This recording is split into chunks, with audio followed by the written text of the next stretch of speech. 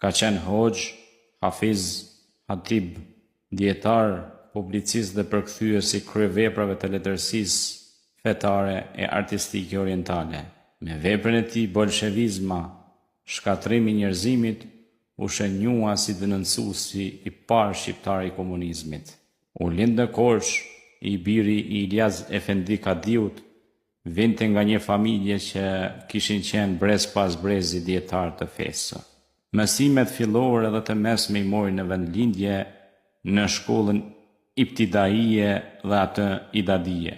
Studimet e larta i kreu në medresen Çifte Minareli në Stamboll.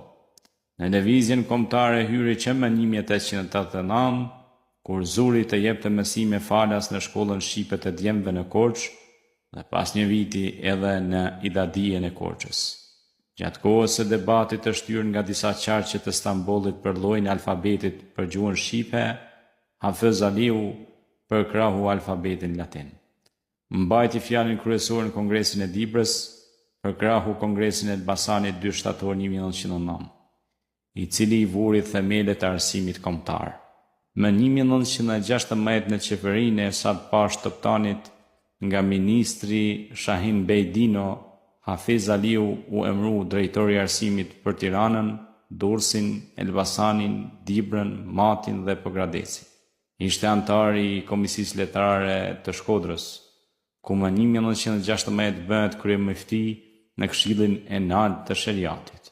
Ish vendosur në Tiranë më 1918 në Këshillin e Lartë të Sheriatit, që e bashkë themelues dhe mësues në medresene e Tiranës. Kundërmori reforma në kurrikula dhe harxhoi tekste për nxënësit, që t'u lehtësoheshin studimet edhe në shkollat e larta jashtë shtetit.